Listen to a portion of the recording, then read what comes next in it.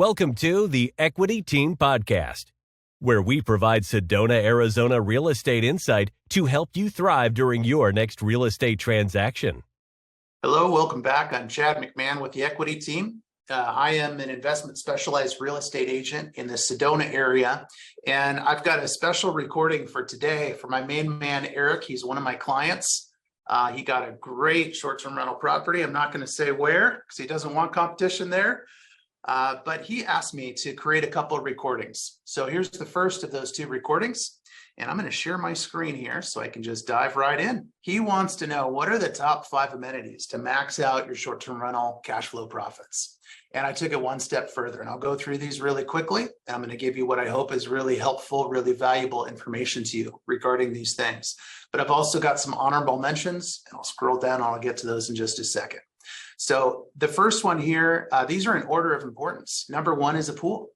A pool is one of the major factors right now that is helping investors to continue to be successful, even though the market has softened and vacation spending is down and competition is up on these short-term rentals. So this is how you keep your occupancy rate higher. Okay, if you want to have an occupancy rate of 80% or even 90% or above, you don't have to have a pool, but I'll tell you what, it is, in most cases, it's worth the investment. If you're savvy about your purchase, if it's highly strategic, if the property is going to make sense with a pool, if it has space, all of that, if it's going to look good, then that's going to be what's going to push up your occupancy rate. Typically, the difference in occupancy rate between no pool and yes pool is if you have a pool, your occupancy rate is going to go up usually 20%, and your ADR, your average daily rate, will usually increase as well. And that increase it depends on the pool, it depends on the property, it's case by case. But that ADR increase is probably going to be somewhere between 10 and 25%. It depends again on the property. Now, I have seen just a couple out of many, many examples where the ADR did not see a boost, but the occupancy rate still went through the roof, and all of a sudden, boom, they were making great money. So pool cannot be understated. Now, I put in 3 things here. In-ground is by far the best. It's going to give you the best ADR and occupancy rate boost. Swim spa, if you haven't heard of it, look into it. They are a lot less costly, and they'll still give you an occupancy rate boost, but typically they don't boost your ADR. Above ground is the cheapest and the most troublesome, and ongoing maintenance is going to give you the most issues with that. And so sure, it's cheap. Above ground is a lot cheaper, but it's usually not going to help your ADR. Sometimes it still will, a little bit, and your occupancy rate boost will be noticeable, but not as impressive.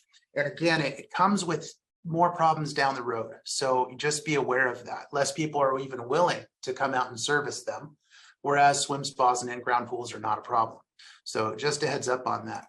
Now, speaking of swim spas, this one's actually, here we go. This one's just for spas, like a hot tub. So number 2 is actually hot tub. Now, I put in the parentheses here, pool safety compliant for both pool and the spa.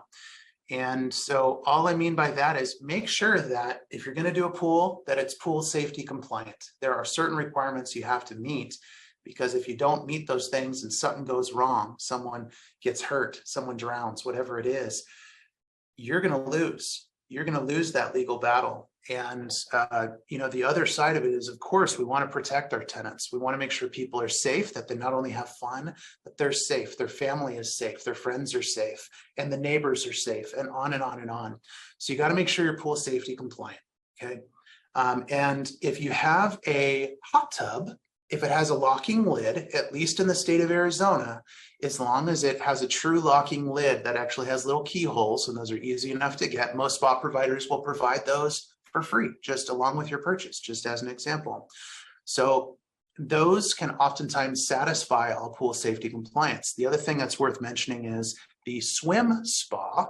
Now you got to don't take this as legal advice, because it's not, okay? But when it comes to pool safety compliance, sometimes same solution with a lid that goes on the top of the swim spa that has little locking holes. There are occasions where that is completely enough, and you don't have to meet any of the pool safety compliant issues. So consult with someone who's an expert on this.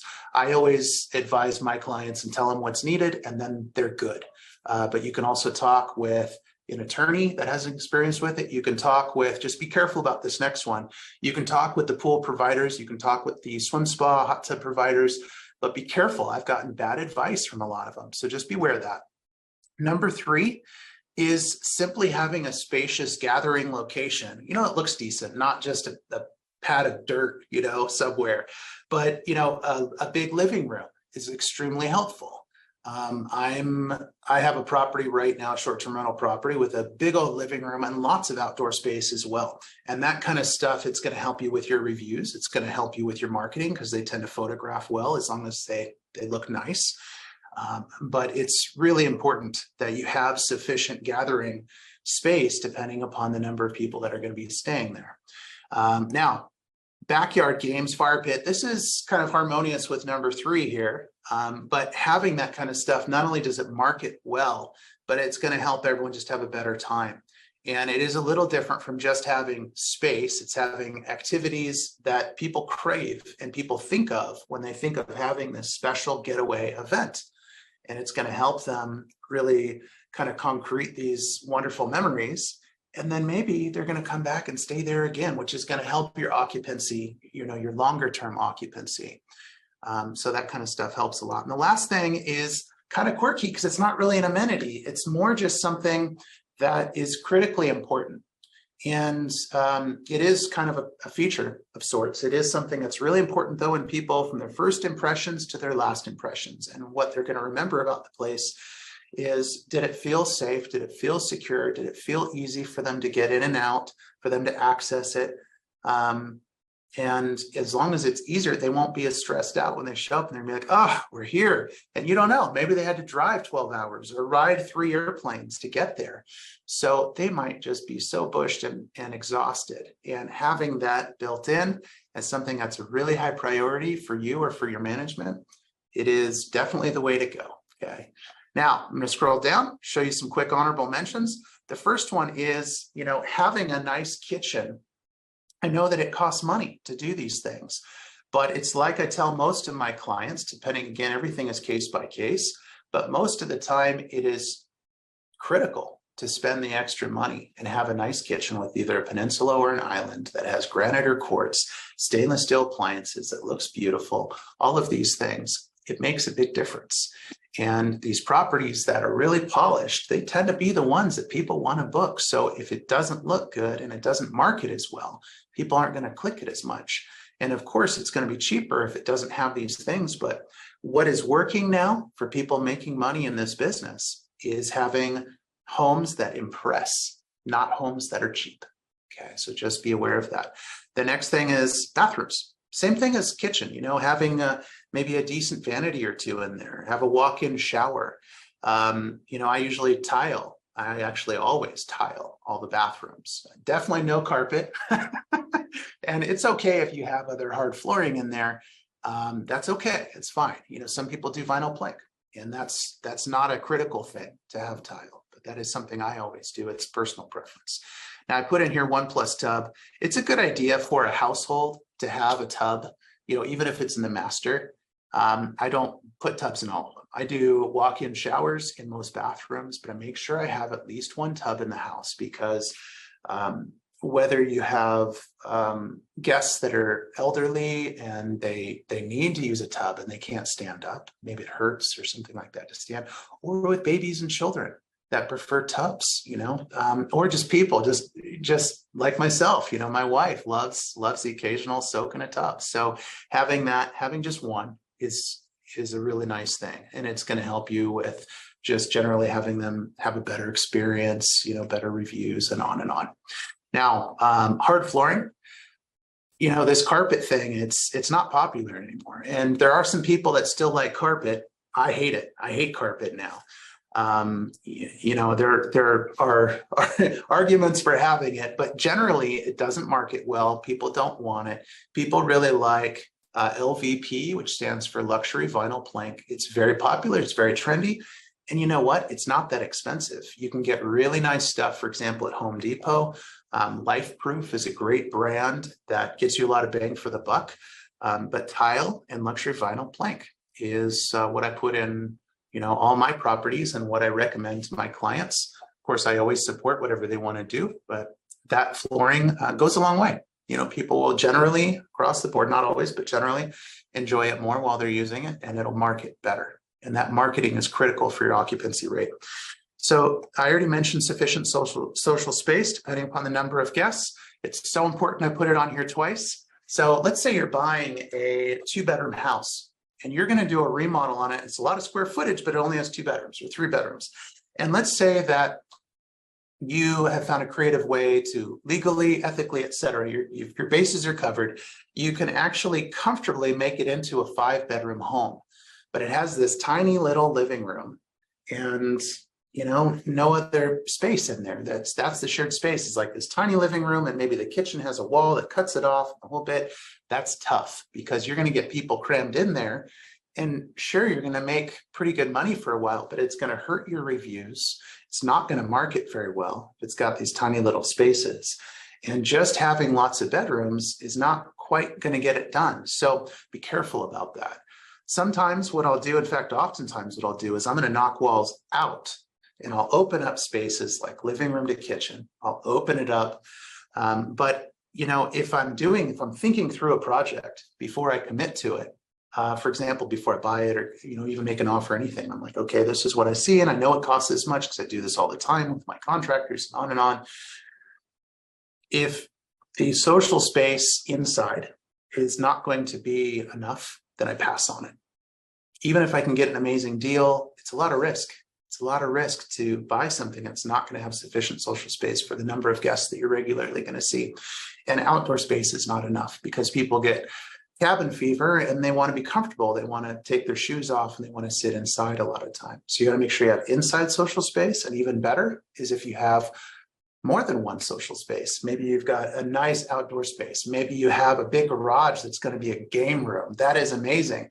And by the way, while I'm mentioning it, just a garage with a game room is not sufficient social space. You got to have the living room part covered as well. So I think of that as a bonus, and it's a nice hefty bonus. But that's definitely an honorable mention as well that I did not put on the list is, at least in our areas, it's less important to have parking in a garage. It's much more important to have a game room in a garage. Now, the last thing is arguably at least well worth mentioning and emphasizing. And that is have your place be really well stocked so that, again, just assume they're traveling 20 hours to get there and they're just ready to fall asleep. So have it stocked, have it well stocked with not only the basic stuff like toilet paper and paper towels. It's amazing how many times I go to places, there's no toilet paper and you show up, you got to do your business. I have to leave so that I can do it, or I got to take a shower, whatever's going on. So make sure it's well stocked. Make sure you've got some good coffee in there and it's easy to use the coffee maker. And, people are coffeeholics. I'm right there with them. Make sure it's really, really clean, that you have great communication, and they're supposed to check in, send them another follow-up. Hey, I hope everything is perfect for you. We take pride in what we do. We want you to have an amazing experience while you stay with us at our place. Let me know if anything's not absolutely perfect. What can we do for you? And just, even if it's an automated message, which is what most people do, and no one's the wiser, just, have that be part of it. It can be sincere and automated at the same time. So I highly recommend that. And of course, they should also have the normal check-in messages and stuff like that. And those should go out, but I'm talking about an extra step. So make sure it's great. Take pride in what you've got and just create an amazing arrival for your guests. And it'll go a long way towards your long-term success in this business. So I hope this has been helpful. Reach out. Thank you again to my main man, Eric, and keep those requests coming. I'd love to hear any more from any of my viewers, my clients, and my non-clients or my potential future clients. I'd love to hear it. All right. Stay safe out there and good luck. Thanks for tuning in to the Equity Team Podcast. To speak with one of our top agents, visit us at owninaz.com. That's owninaz.com. Or call us at 928-323-0031.